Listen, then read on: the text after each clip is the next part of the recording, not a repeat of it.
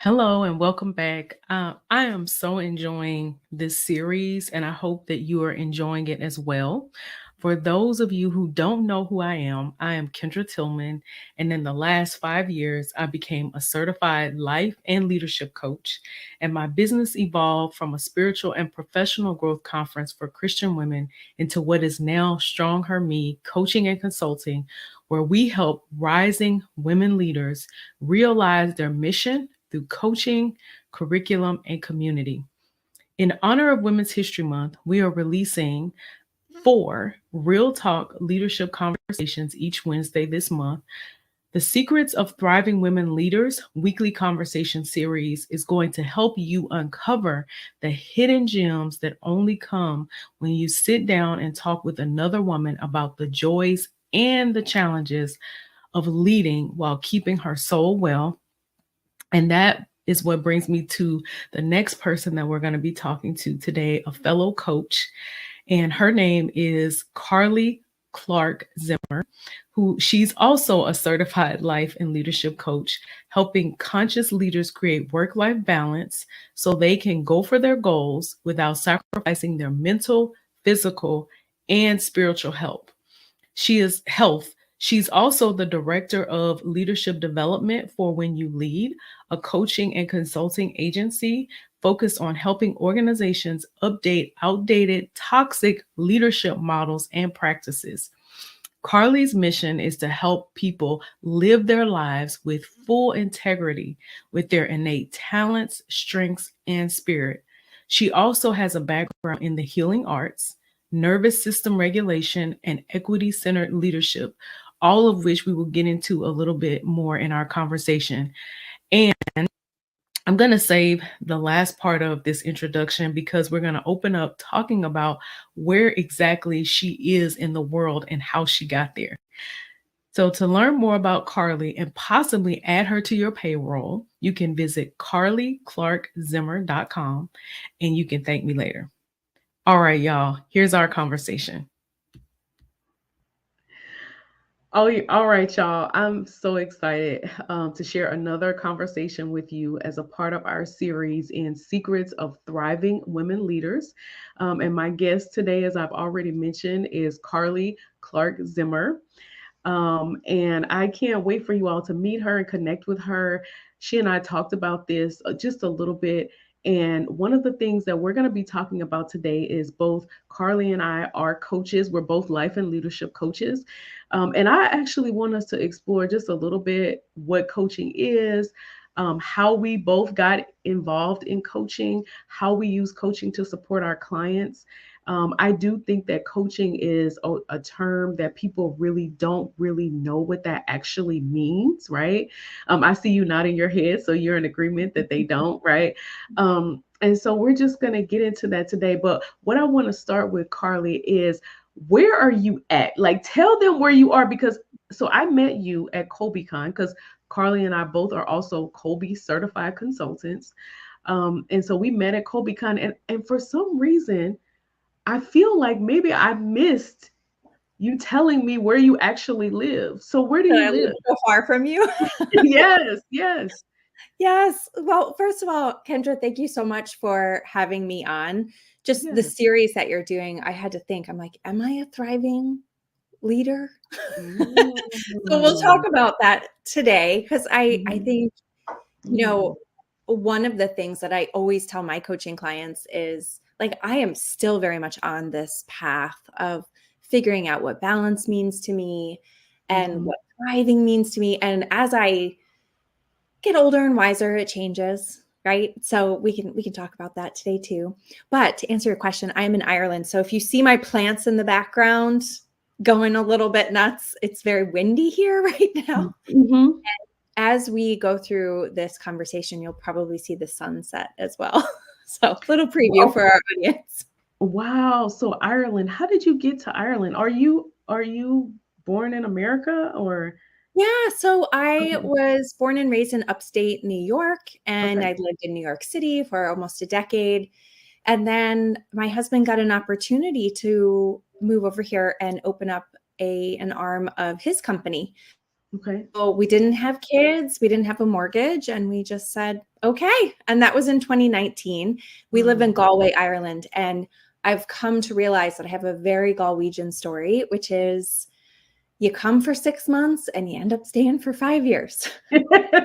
So it'll be 5 years in May that we have been here. And they say that it's a sticky place. Like you just get here and the community is wonderful.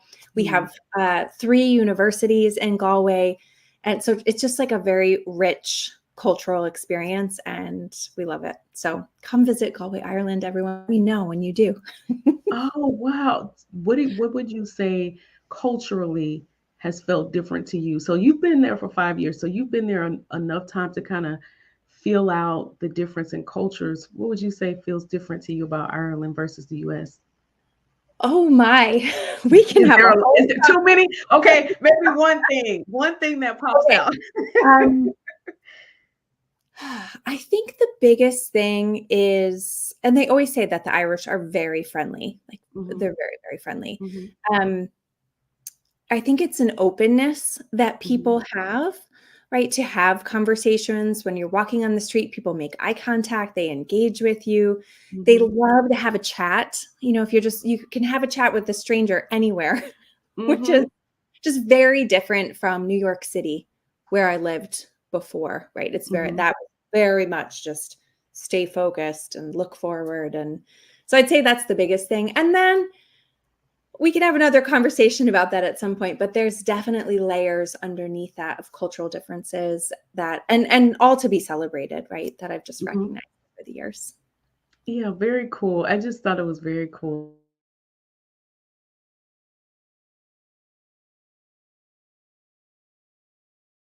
that you have a lot of complaints about technology, right? Because technology does not always do what you would like for it to do.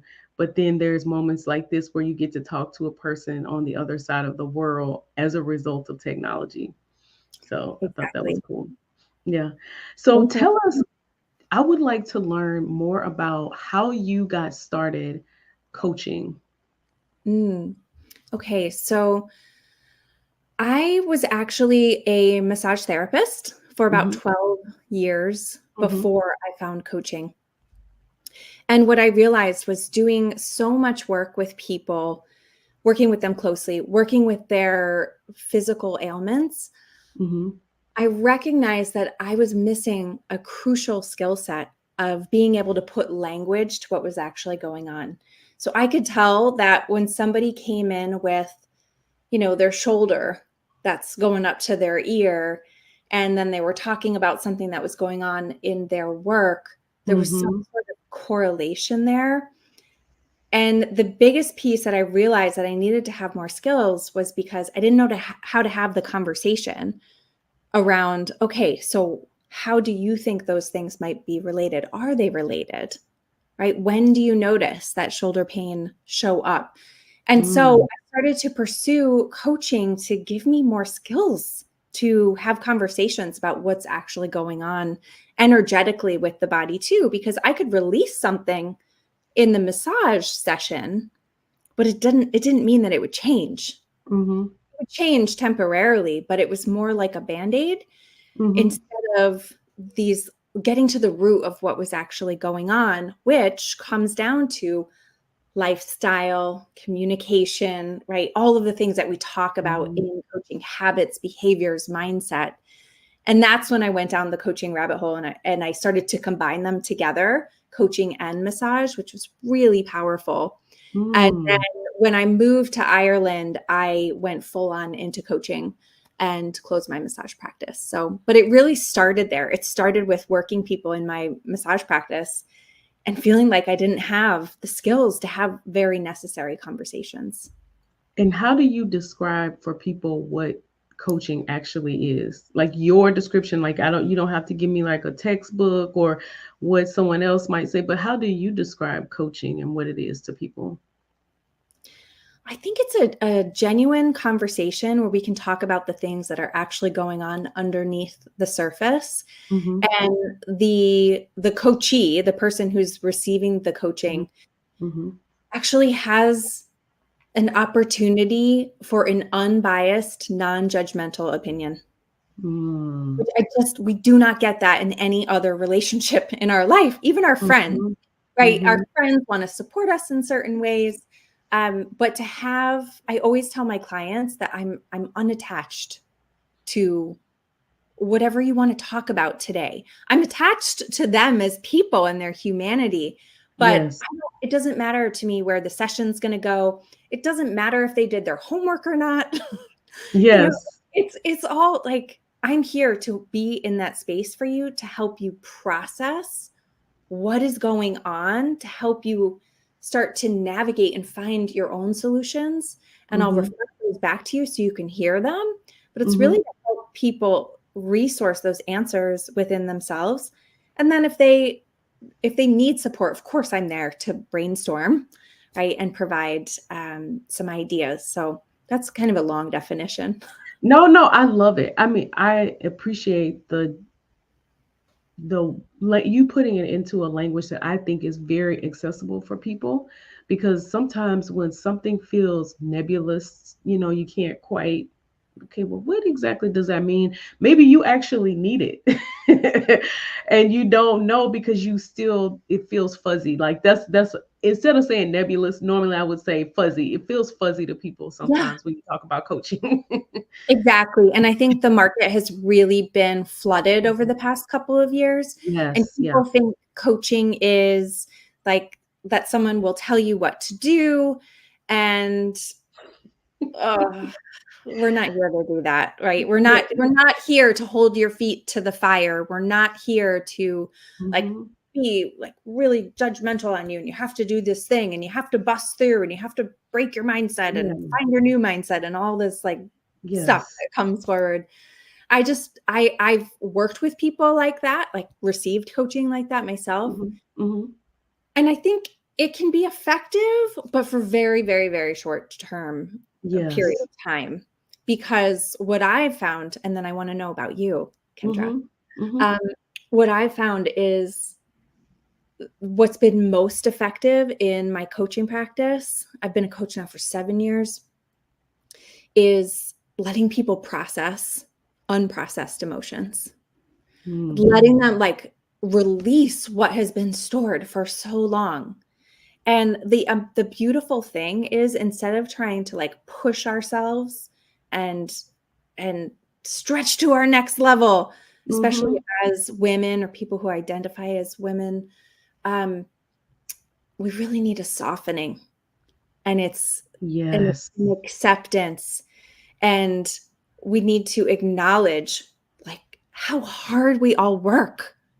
And how Hmm. many things are on our plate. And when we were witnessed, and sometimes it just takes a moment, that is actually faster and more effective than this, like, I just need to change my mindset. Something's wrong with me. I need to push harder. I need to push through. So that's been my experience is actually meeting that person, witnessing them, letting them release some of that stored energy and past energy. And that's when the real movement happens because they don't have to carry it around anymore. So, Hmm. what about you? What That was really, you really were speaking my language. When you said softening, Mhm. that's exactly what it is. That we beat ourselves up enough. We already have enough noise in our own heads, right? We have enough noise coming from the outside in, telling us all the ways that we aren't good enough, we aren't effective enough. If we would do more, if we would try something different, if we would do this next thing, right? But we have very few places or environments that encourage you to actually be okay with not having all the answers. With being okay with exploring. I spend a lot of time, because of the women that I work with and just who I am as a person, in faith spaces. And in faith spaces, what happens a lot is we get a lot of teaching, which is a good thing. The teaching is not a bad thing, and especially like the faith community that I'm a part of, we get some really great teaching. But what I've noticed is what happens over time when you're constantly having people teach you about what to do, you don't know how to filter what to do in your specific situation. Like you're trying to follow a formula. Well, if I do these 3 steps, then I should get this result. And I have lived that way my whole life. Like, we can talk about Kobe in a second. I am a person who thrives on information, right? And Mhm. so, but what I've had to learn, and one of the ways that coaching has supported me, is that there's not always a 3 step answer for why how you do what you do, right? There's a lot of discernment, and I think that one of the things that coaching supports us in is that discernment, learning how to discern what is right for this situation for you in this moment, right? And that actually might look different 5 years from now. What's Mhm. right for me right now in this situation could look completely different 5 years from now. And so to me, that's like you said, it's such a much softer approach than I feel like what we get a lot of times from. Yeah, Yeah. absolutely. Hmm. And those skills of discernment, those are lifelong. So let's say you Hmm. work with a coach for a couple of months, Hmm. then you have the ability to make decisions for yourself that Hmm. are right for yourself and right for your future as you grow and shift and change. So that's Yes. one of the benefits that, you know, continue to support you throughout the rest of your life when you're learning a whole new skill set that a lot of us simply aren't taught growing Hmm. up. Some people are lucky enough to have it, but a lot of people, we grow up in these family dynamics where there's a right and a wrong way, or in society, right? There's a right and a wrong way. We could Right. talk about Colby. There's a right and a wrong way to do things until you learn about Hmm. Colby. And Hmm. then, right, then we learn that actually there's so many different approaches. And the real skill set that I think our leaders are needing are to find what their approach is and then recognize that other people have their own approach as well and Hmm. invite everyone to pull up a chair to that table. Mm. What is the reason you think that that isn't the current approach? Uh, I'm laughing, so I'll try not to get on my soapbox here. Okay. So I honestly I think it's the systems that have been in place. A lot of them have been to support certain people in our society, and they've actually worked really well for those people, but they leave Mhm. the rest of us feeling like we can't say what we have to say, or we don't even know what we have to say, Mhm. right? Mhm. Mhm. Because what has been shown as the, in quotes here, like the right way to lead is to be very loud and out front and to be charismatic and really take charge and sometimes like speak over people, right? All of these things that we see Mhm. in many places in our world. I think that's what people think is leadership. And my partner and I, Heidi, over at When You Lead, Mhm. our whole mission is to help people update their leadership styles, update their leadership philosophies so that we can recognize that there's so many different types of leadership out there. There's very quiet leadership. There's exemplary leadership, right? There's so many different styles. And we've only been putting value on like this one, as a society, this one style. Mm.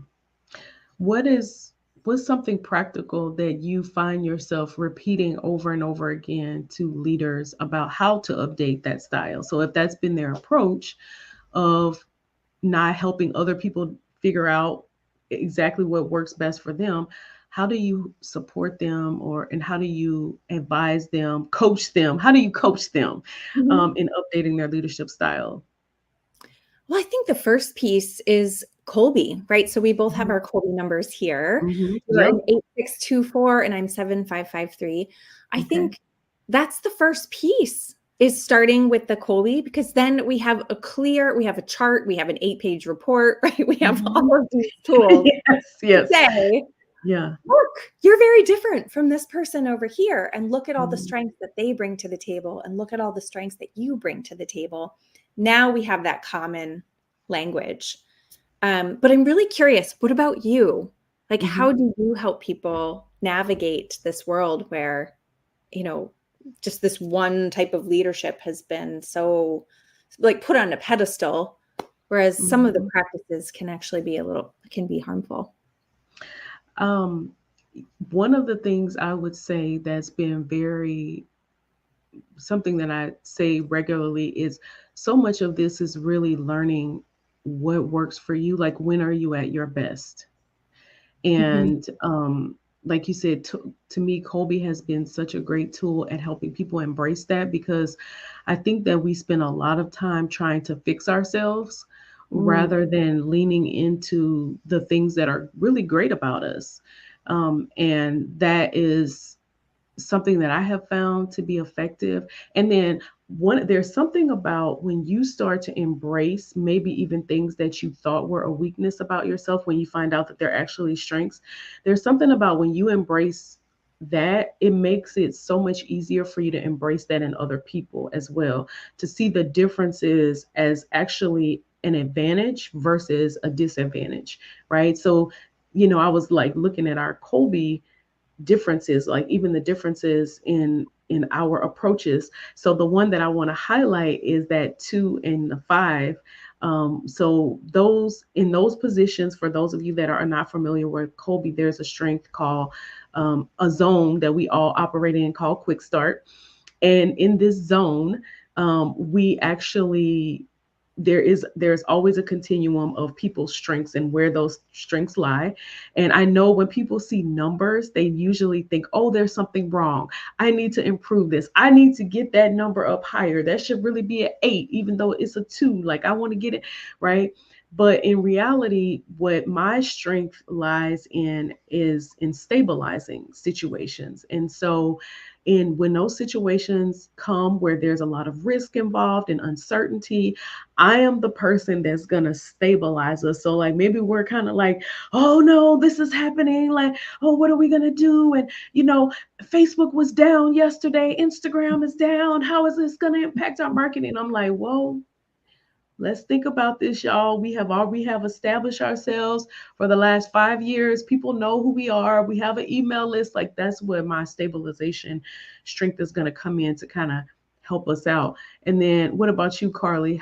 How is your strength going to help us in those situations? In quick start. Ugh, I love that, by the way. And I think that's one of the things that I first felt about you, your energy when we met at ColbyCon, was your very Oh, grounding, stable energy. So oh, powerful, right? And yet I've heard people say that too, like, oh, I have to get my quick start number up. yep. That's not how it works. That's not how this works. That's not how this No, no. works. Yeah, so my 5 is right in the middle. So the Colby continuum is 1 to 5, or 1 to 10, sorry. Mhm. And it's interesting because I can kind of go either way, right? I Mhm. can get on board with that Yep. stabilization Yep. energy. And then I can also jump into the brainstorming session and be like, okay, I can help out with this. Um, and knowing that about myself is really powerful, right? Because I can Mhm. be in certain rooms and help fill in the gaps depending on whatever gaps are needed. And I also have to be careful so that I make sure if I'm around a lot of the quick start energy that are the 7, 8, 9, 10s, right, that I'm also advocating for when I need to step away, right? When I'm like, Mm. okay, let me take some of these ideas and we'll come back to them tomorrow, right? Otherwise, I can really get into that energy and stay there, and that can lead to burnout. So again, Mm. it's just recognizing this Colby is so amazing in Mhm. helping you see where your strengths are and also where your boundaries are. Yes. That's I right? love that. I really don't think we talk enough about what our limits are as just human beings, right? Because we almost operate as if we're limitless. So when you were talking about how you have to advocate for yourself so that you don't burn out because you're so caught up in the energy of what's happening. Fun for a while, and then I Mhm. start to get overwhelmed, and then I don't even know what we're talking about anymore, and neither do Yes. they, which is why we need someone like you in the room to say, "Okay, so what are we taking away from today? What are we keeping the same?" Yes, what are we keeping the same? Yeah. So it's just got me curious now. How would you describe yourself as a leader? So you're an entrepreneur. Is that accurate description that you're an entrepreneur? Yeah, I've had my own business now since, I think, 2015, but always had that entrepreneurial mindset since I was a Mhm. kid. Mhm. So, So, and how so would how I would you describe yourself as a leader? yeah, so I'm more of the quiet hermit type that can also, when I am out there in the world, right, I Mhm. can get into that energy, that like bubbly, outgoing energy. And a lot of my leadership comes with really being with people, like being Mhm. with them in their energy, being with them one on one. I do much better in a one on one conversation or a smaller group. I'm not the one to grab the mic on the stage and be that person. Mhm. So Mhm. I'm really that supportive person behind the scenes, even with my partnership with Heidi Mitro over at When You Lead, right? So she would be more of the like out there, out front, and I would be the behind the scenes supporting. And Heidi and I say both are like equally as powerful, right? So Mhm. that's where these conversations of updated leadership come in, because so often we're just like highlighting that person that's out front instead That's of right. looking at the whole team and saying, oh, the Mhm. reason this is operating this way is because of this person and this person and this person behind the scenes. So again, that's just like a definition of how we can update our definitions of leadership, our philosophies of leadership. Mhm. And to me, that's one of the most beautiful things that I admire in other leaders is when they recognize the people on their teams, right? They So recognize the people in their companies. Yeah, sorry. mhm. Yeah. No, no. And I agree. I totally agree. To me, honestly, one of the biggest benefits I find of knowing your strengths is not just for yourself. It's Mm, knowing it because that now makes you more intentional and actually more aware that other people have strengths too. So if you have this strength over here, oh, well, maybe I'm missing out because I didn't know that this person on my team also has a strength that we probably maybe not even be using mhm. in the way that things are working currently. Now, I want to go back to what you said about you were asking yourself, are you a thriving leader? So why Mhm. was that a question for you?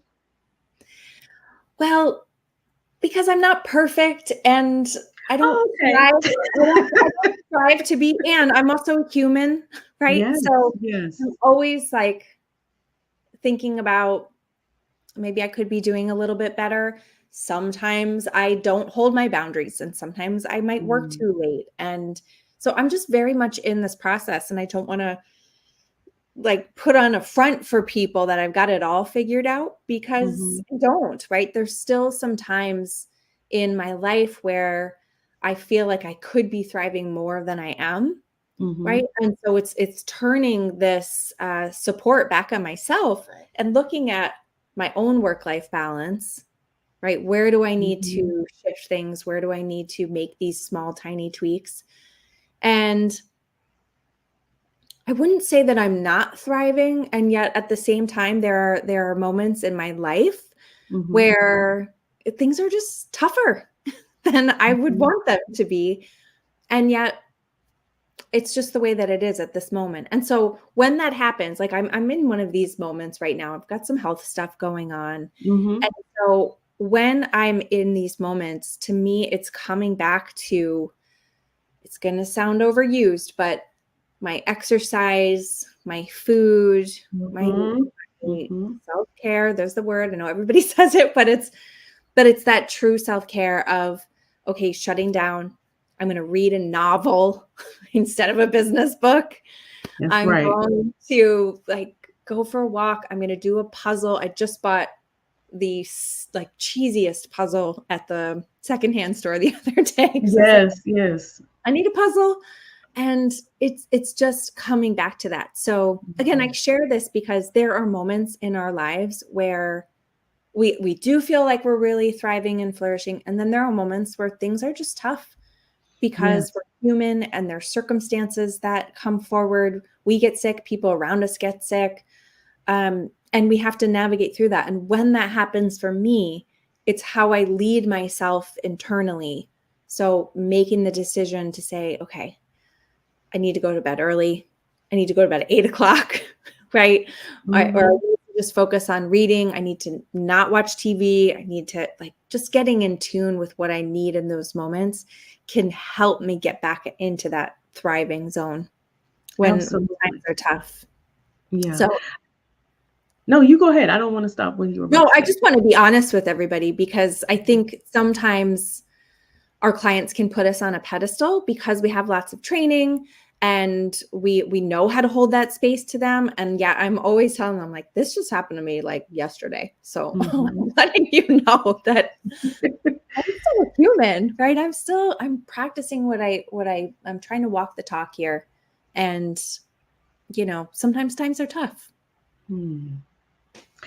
Yeah, I'm so glad you shared that because you actually helped me think about that when people hear thriving leader, that's going to mean something different to everybody. Like, what does Hmm. it mean for me to be thriving? I Hmm. actually chose that because my word for 2024 is thrive. Ooh. And yeah, that's the word that I'm using to anchor my year in um, because I know how to survive. I know how to Hmm. do all the things, but what does it actually mean to thrive? So I think you even bringing that question forward, like for Hmm. it's like it's a check-in. It's a check-in question with your a check-in with yourself question, and that's one of the things. Honestly, I feel that as coaches, we are constantly checking in with ourselves, Hmm. just like we do with our clients, to see, are you okay? Like, are you all Hmm. right? That's what Hmm. that's really for me in business, in ministry work that my husband and I do, in my life. That's really the question I'm always checking in to see, are you okay? Like, is everything all right? Because there's a lot of activity happening on the outside. That doesn't mean that everything is okay. Hmm. I'm curious. Can I ask what thriving means to you right now? hmm Yeah. So for me, this is what I would say thriving means. Just this morning, I was having a moment as an entrepreneur because entrepreneurship has a lot of Mm. moments where you look at the effort that you're putting in and then the results that you're getting, and they do not sync up. And that I was having a really hard time with that. And I actually had to change even the prayer that I was praying, that I just want to run my life in the lane that was created for me to run it in and just be on the path that I believe that I'm supposed to be on. And to me, that's thriving. Thriving is being where I'm supposed to be and not looking over at what other people are doing and Yeah, trying to gauge whether I'm okay by whether or not how well they're doing. You know, that's what thriving is to me. that's really How about beautiful. And it kind of brings me to one of the reasons we're having this conversation, right? And you? to talk about coaching. And one of the things that we do in coaching is, well, what does this mean to you, right? What does thriving mean to you? So as a coach, we're not putting our own definition on what thriving means, and we're Mhm. helping the client come up with their own definition. I love definition, and yet they're very different, right? Yes, And yes. so I think that's just a window into powerful coaching skills is Mhm. let's define that. What does that mean? What does success mean to you? What does thriving mean to you? Let's get really clear on what that looks like for you. So you're not chasing what everybody else is doing and everybody else feels like crap and you feel like crap. Right. What are we doing? Just as Yes. a lot of people are doing. We know, we talk to people every day. This is what happens, right? Especially with our very public lives on social media. It's easy to compare to Mhm. everybody else. So one of the things we do in coaching is we get really clear on what your own definitions are, your values, success, Mhm. balance, self-care, all of that kind Yes. of Yeah. stuff. Yeah.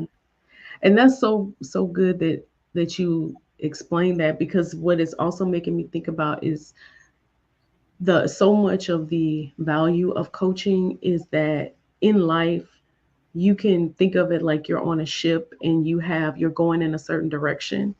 And if you veer too far in the wrong direction, you can wake up and be somewhere that you never wanted to be or never intended to be, just because you got off and you just kept getting off just a little bit more. Because, okay, so now because you're going one way and then you hear this idea of something that someone else is doing, or some opportunity that someone got that you're like, oh, like I hadn't even thought about that. So maybe that's what I want now. And then you Mhm. get, and that just keeps happening over and over and over again. In time, you look up and you're like, how in the world did I get over here? This is not even what I said I wanted. And I think that a coach helps bring that accountability of helping you understand, what do you really want? Like, what is it that you're investing this time and this energy, this effort, these nights and weekends, and what is it really the life that you want for yourself? And um, I just want to say this because I know that there could potentially be a question about it, Carly. What do you think the difference is between coaching and counseling, going to therapy? Like, what is the difference? Because I know Mhm. that some people might hear a lot of similarities. Yeah, there are a lot of similarities, and I Mm-hmm, think there is this gray area. And if mm-hmm. you work with a professionally trained coach, they'll know what the line is. Absolutely. And the best way to describe it is if you have some unprocessed trauma that you Mm-hmm, need to work through with a mm-hmm, therapist, your coach will tell you and say, you know what, this is beyond my scope. mm-hmm, I think we can work together. You can also see a therapist, or why don't you go see a therapist first and then we'll come back and we'll work together.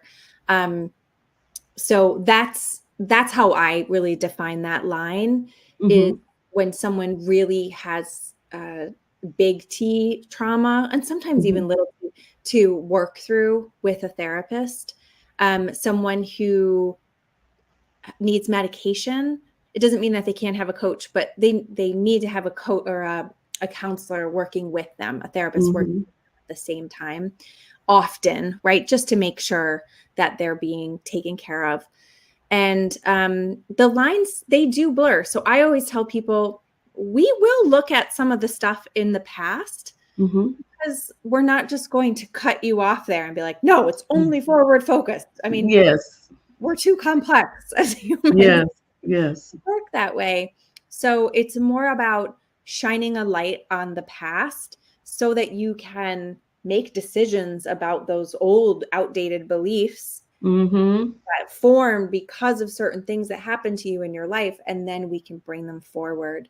So I've Yeah. done a lot of training, and they really do blur, and that's why you want to work with a professional coach. You want to make sure that they've been trained so they Mm-hmm. know the line. I've had times where I've had to ask clients, I'm like, are you seeing a therapist right now? Like, I need Yes. to make sure that you, Mm-hmm. Mm-hmm. because they've been in a really tough spot. And it doesn't mean that we're still working together, but I need to Mm-hmm. step out of the coaching role and say, you need to talk to your therapist about this. Yeah. Um, so it's nothing to be scared of, but it's Yes. something to be aware of if you are processing something pretty big. Yes. So thank you for that. I really appreciate you breaking that down. And I wanted to ask you, I've been hesitant to ask you this question because I feel like I know what you're gonna say, but maybe I'm wrong. Ooh, okay. Good, good. What would you say is a secret? Do you have a secret or something that you've learned that you feel would help someone else as a leader? Oh, a secret? Yeah. Mm. Something that's hidden, maybe that's not Hmm. obvious. Okay. So, because I know that you work in the realm of faith as well, I Mhm, think mhm, a lot of the secret to my own leadership is just connecting with my own spirituality and what that means to me. mhm, Right. So it's not something that I talk about often with my clients, but it's connecting with something bigger than me. And I do it before every session. Right. And it's just inviting in that support from, I call it the universe, but if mhm, it's God or spirit or mhm, whatever you connect with that's bigger than you. And this is something that I work with my clients on, is like finding what that something mhm, outside of you, even though we're all a part of the universe, but mhm, it's just knowing that it's not all happening from me. I'm also this like vessel that like, so I is it okay if I go here like really like letting the Oh, energy I want you to really go here. okay. Yeah, so it's oop, That was intentional. I was highlighting you. I thought the universe just came in and was like, "Oh, okay." Nope. Okay. So, yeah, for me it's connecting with that universal energy, knowing that it's just I'm not in this alone. I'm not in this coaching session alone. I'm inviting in these other energies to really support me and to support the other person in the process. Yeah, I love that. Thank you for sharing that. I appreciate it. Yeah, because so much of my belief and approach to just my work in general is that I think that we almost treat people like robots, as if people don't have a life outside of the work that they're doing. Mm, And this is an area, their spiritual development, their spiritual growth is an area where people, this is who they are anyway. But for some reason, we're really hesitant to allow people to express that part of themselves. So I let people know if they need to say, I prayed about this, or the Holy Spirit put this on my heart. Like those things are okay to say. Like I know that you are a spirit being too. You're not just a body, like you're not just a physical person of what I see in front of me. So thank you for sharing that secret with us. And now I would love for you to share how people can connect with you if they're going to watch this and they're going to hear your wisdom and they want to connect. So how would they go about connecting with you? yeah, thank you. Thank you so much. And thank you for sharing that about yourself too. I think it's the reason coaching has really gained in popularity is because Hmm. people are seeking that piece of Yes. fulfillment and connection. So, Hmm. the best place to connect with me is probably my website. It's carlyclarkzimmer.com. I'm on LinkedIn as well. I'm on the other socials too, but not as much. It's more for fun and cat videos and stuff like that. So, LinkedIn and my website is probably the best place to connect with me. All right. So carlyclarkzimmer.com. I put that on the screen for everybody to be able to see that. And then also they can connect with you on LinkedIn. So I just want to thank you so much for being my guest for this series. I love this conversation. Like talking to other coaches is so much fun. So thank you for being my guest today. Thank you so much for inviting me and for having this conversation. I know the last time we talked, it was like, can we just keep talking all day? So Yeah. I really appreciate you. And yeah, thanks for having me on. You're welcome. One of the primary things that I like to support my clients with is them learning how to leverage their strengths. And because I feel so strongly about the value of leveraging your strengths, I thought that it was important for me to get trained in helping people do this. And so I am certified in an assessment called the Kolbe assessment. And Kolbe helps measure your instinctive strengths. So when you are working on a problem, when you're solving problems, whether by yourself or in a team environment, how you solve problems is so important. And knowing what your strengths are around solving those problems is important. Kobe is such a powerful tool because it not only tells you what your strengths are, but it gives you very specific action items so that you can start using more of your strengths, so that you can pay attention and notice when you're using your strengths. And I would love to be able to support you in helping you leverage your instinctive strengths in the work that you're doing. Leveraging your strengths, your instinctive strengths helps you be more productive. It helps create less stress in your life, and you feel more aligned in the work that you are doing.